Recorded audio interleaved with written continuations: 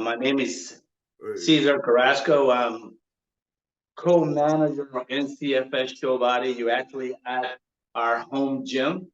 I started in the fitness industry back in 1984 Wow. as a manager and director of the Valleys and Health and Fitness Corporation, managing teams, managing the spa, training people. I actually was probably one of the first celebrity trainers. I used to train also some of the name uh, movie stars like Cher and Tina Easton and Mark Castanol at one time. Wow. So I've been around a long time because Yes. they were part of the gym. That's part of that what I did. And of course in the bodybuilding, my roommates and some of my employees were bodybuilders. So we all, work together collectively to help them prepare for shows. And that's how I was introduced to the bodybuilding world until the wife decided that she's gonna become a bigger competitor. And Wow. she dusts me off from the sideline and say, I say, I guess I have to coach you too. So that's where we're at. Thank you very much for that. And I am Nicole Carrasco, and I am the other coach of NCFF Showbodies.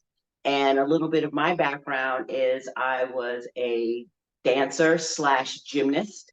I competed in both of those things. I did gymnastics probably all the way up to about 18 years old competitively, and did competitions all over the United States. Yeah. And also my background simultaneously as I was dancing, as I was doing gymnastics, I was also a competitive dancer. Did that all the way up to 19 years old, and also did some intensive courses in New York City with Alvin Ailey. Wow. Have had scholarships to compete. So that's really my background is dance teacher, gymnast, stage person, Yes. all that. Turn figure competitor. And I've been doing figure competitions for probably 13 years now. Wow. So Wow. that is my background. Nicole Carrasco, here we go. Thank you very much for that introduction. I can tell in this one room right here is so much room full of experience. So thank you very much for that introduction. Wow. You're welcome. I mean, yes, as you said, you're a dancer before. And if you guys don't know, she is the official posing coach for the royal family. All our athletes are step on stage. It's all due to her teaching them how to pose, present the beautiful package they bring on stage. So thank you very much for that. Well, thank you for having me as Yes. your official posing coach. I'm honored. Yes, thank you. So you also designed those trunks that you were wearing last time. Yeah. Oh yes, those are beautiful trunks. I love them. I took them to New Zealand. I took them to the Ironman show. One of a kind, right? But thank you very much. Yeah, she does that too. Even for the men's physique posing trunk, the one I put on in Virginia, that was amazing. So thank you very much for that too. All right. Yeah. So today we're talking about bodybuilding with a purpose, right? And the very first aspect we'll be approaching in this series and in this episode is the mental approach. And both of you have so much experience in coaching and even as an athlete, right? So without any further ado, can you just tell us one of the, the mental exercises as a coach and as an athlete it takes to step on stage? I'm gonna have you go with it. Well, I'm gonna take you to my rabbit hole, and then we go from there, right? So it's important to me. I'm in my business life. I'm a national manager, director of salespeople, and I had been for many years. So it's what the person envisioned is going to happen, right? Yeah. So number one, why are you competing? Number two, what are you trying to attain by competing, right? Yeah. And then trying to take their visualization of what they're trying to do and put it in a system. I was studying recently, goals are achievable, but they also fade away, right?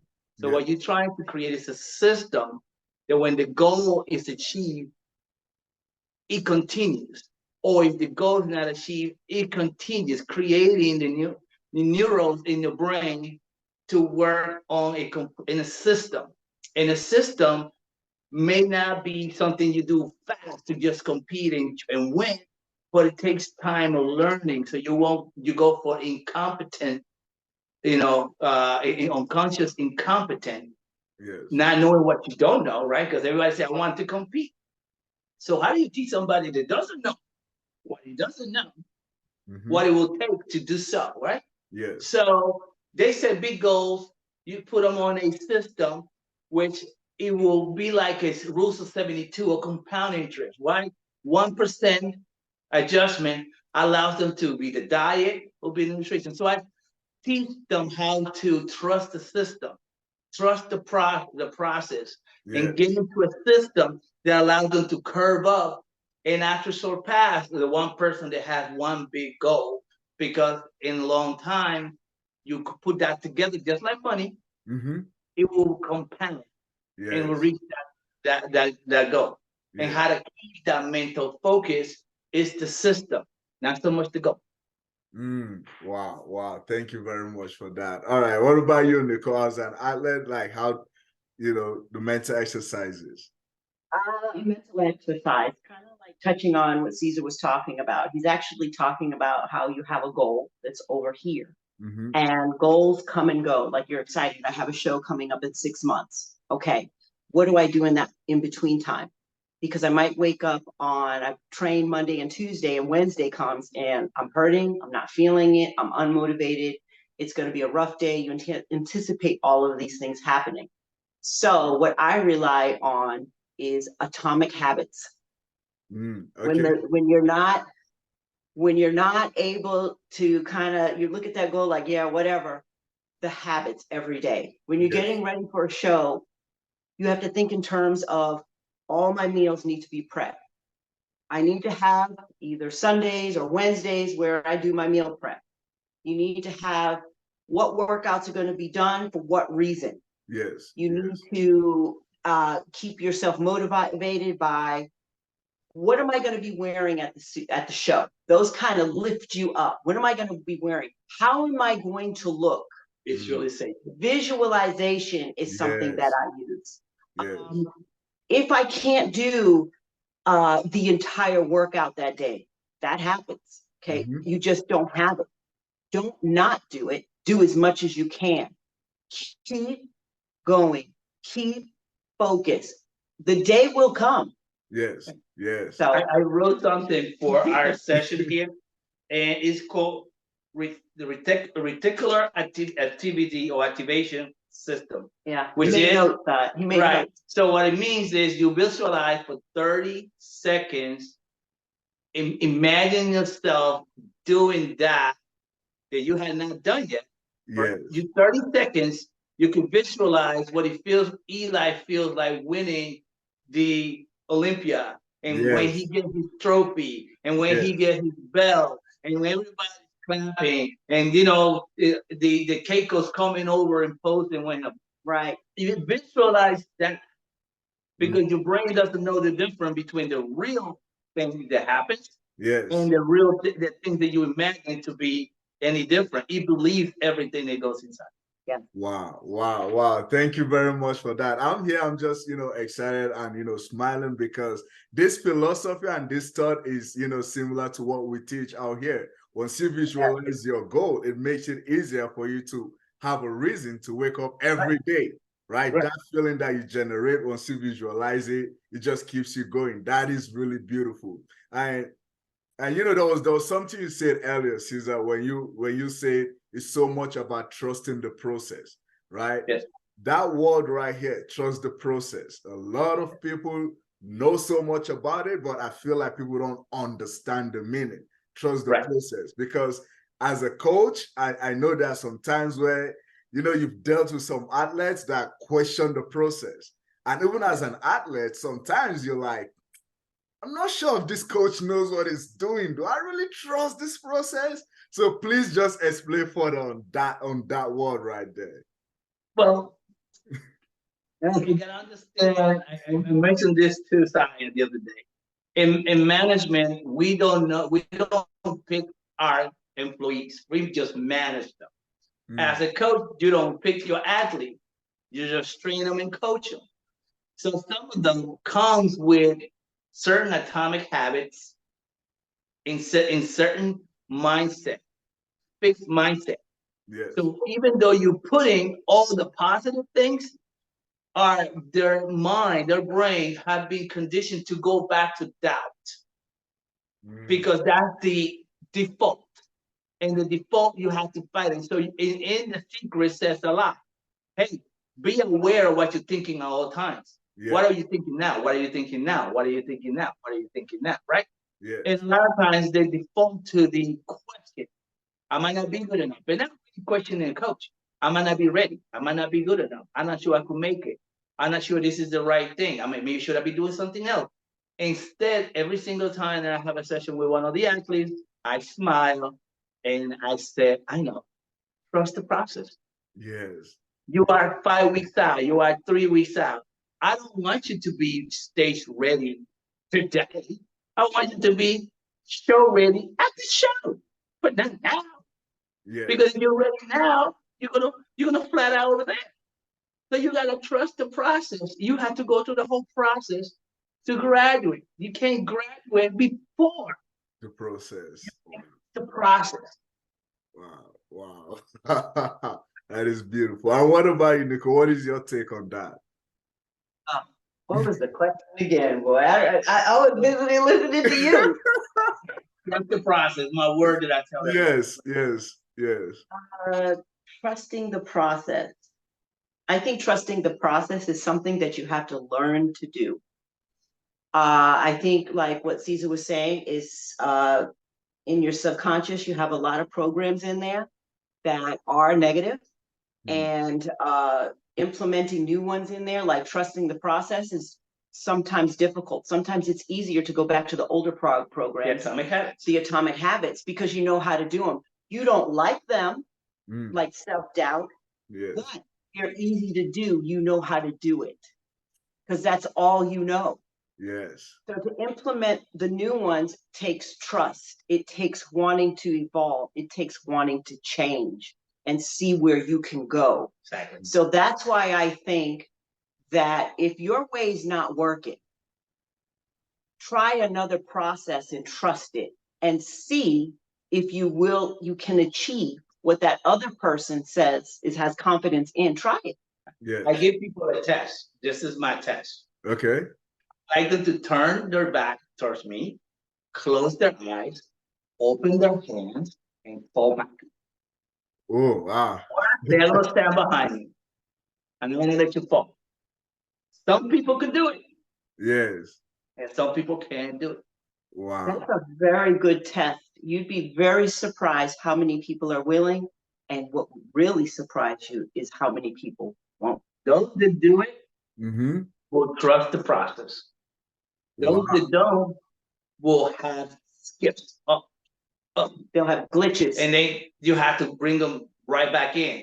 Yes. It's like blinders on a horse. The reason they put blinders on a horse so they could look straight ahead and not look at the horse. Yes. Wow. So if you don't mind me asking, sorry to cut in, but if you don't mind me asking, what makes you believe that, those that are able to do that are able to trust the process, and those that are not, they're going to have, what is the thought behind that exercise? Because those that trust the process, trust the person that's guiding them to have their back and be there for them if they fall or if they were going to fall. They don't know what's going to happen. They just closing their eye and leaving it to you to make it happen, catch them. Those that believe that they have to have control over, and that's where you're going to see people where they try to have control. Yes. They don't like to relinquish control. And coaching is a dance of, trust me, I have control. I'm going to tell you all the right things to do and the right thing to do it so you could be successful. And people that like to have control doubt the process because they're not in control. They don't know what you know. They don't know what you know. But So because- they're thinking that they have to research. They got to ask 16 different people. And then before you know it, they confused, they have questions, and they think that there's something else they need to go do. But this isn't a new program. They do that with just about everything in their life. Everything So, in their lives. Wow. Yeah. But by me making them do this exercise, Yes. it gives them the awareness of what they're not willing to do. To do. Yes. They are aware now that I know, that they know, that they don't trust me. Wow, I love that exercise. Wow, this is mind blowing right here to me, because again, like I said, the school of thought is, similar and the same, but the process and the approach is different. And for me, I'm like, wow, that makes a whole lot of difference. Like you said, with control, right? A lot of athletes, especially, I compete to myself, and sometimes, it's like, man, it would be nice to have a control over this process, or even control over the outcome of whatever we're going through, right? And if you don't mind speaking on that, right, with athletes managing expectation, trying to control the expectation of like, oh, I step on stage today, I become pro, I go to the Olympia in November, my first year of competing, I win Mr. Olympia or Mrs. Olympia. Yeah, and that is called the system. Trust the process. Have a system. Everybody wants to go to Mr. Olympia or the Olympia and win. Everybody has a process, a goal, and a process. The question is, do you have a system that allow you to have a 1% change, increment change, to be able to receive the compound benefit of it? By the time you get to the Olympia, you are the successful winner. Your visualization come through based on all the different things that you had done. Because it's not a magic wand. It's not a magic wand. It's interesting you say that, because we're saying you kind of have to relinquish control, right, and trust. Not everybody out there has had experience being on a team. When you've had experience being on a team, that can kind of give you an advantage. And then not only being on a team, but also being on your own team and having achieved things solo. So I had some experience being on a team and being on my own team solo. So sometimes if I question what Cesar wants me to do, it would be not normal for me not question, because sometimes I'm like, I don't know, I don't really see that. But because I have team experience and I have solo experience having to achieve things on my own, I say, I don't necessarily see it, but I trust myself to achieve what he sees. Wow.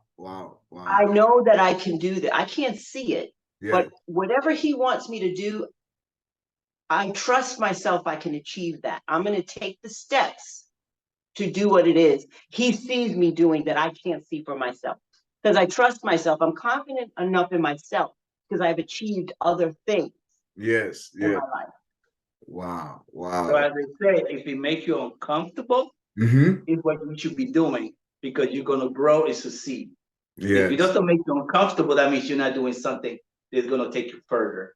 Yes. Is that, that last part is just like in the gym. If you're working out and you're like, oh, I don't feel it anything, then you're really not doing anything. But once you're like, oh, I'm sore right here, good type of sore, then that is good right there. That is good workout. Right. How many times in the gym it's supposed to be 15 reps and you are like maxed out and your mind is saying, I don't know if I could do it. I don't know if I could do it. So I don't know, many times. maybe I could get 5, maybe I could get 7, but I don't think I could do it. And then the other people, if you're training with somebody, come on, man, you could do it. You come on. And then you muster that belief and you visualize, and no longer you are counting, you just repping. Yes. And then you might get to the 15 and says the famous word, one more. And then you do 16, you say, one more. You get it? Yes, I get it. There you go. One more. The power of one more. that famous line. One more. Yeah. Like after 10 more. Yes, one more. Yeah. And you learn. Now you learn from that.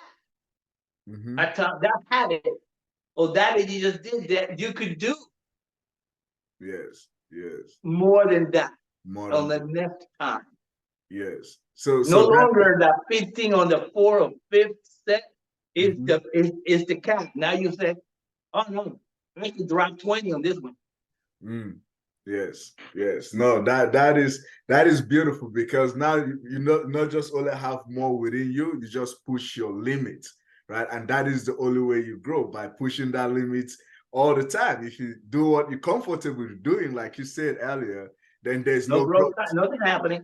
Yes. No growth taking place. You're Yes. just doing just enough to be the same. Wow. Thank you very much for that.